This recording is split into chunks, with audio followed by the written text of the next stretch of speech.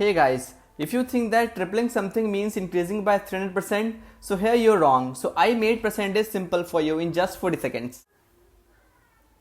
So guys, let's start understanding percentage. For example, आपके पास 5 रुपए हैं, ठीक है.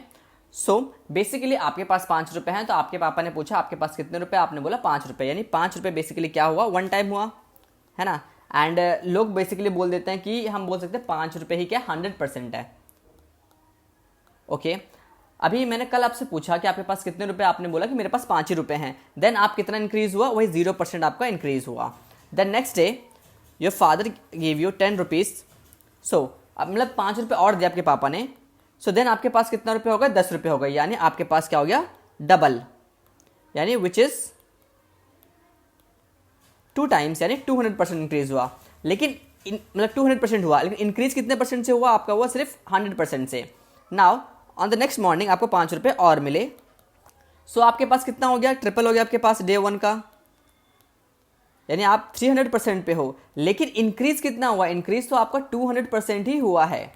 देन डे 4 पे फिर 5 रुपये मिले आपको, यानी आपका कितना हो गया, क्वाड्रपल हो गया. सो इसमें आपका 4 टाइम्स हुआ और आपका मनी 400% पे हो रखा है, लेकिन इंक्रीज कितना हुआ है, सिर्फ 300% इंक्रीज हुआ है. सो ऐसे काफ़ी कंफ्यूजिंग चीज़ें होती हैं जब आप प्रॉब्लम सॉल्व करते हो. तो उसका सोल्यूशन क्या है, so here we are. So basically we use this particular formula which is percentage increase formula.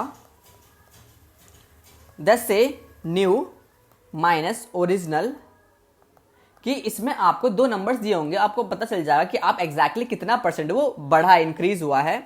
So new minus original divide by original multiply by 100. So basically original amount है 5 और आपके पास है 15 रुपये जो कि न्यू अमाउंट है. So 15 minus 5 divide by original जो कि 5 है इंटू 100.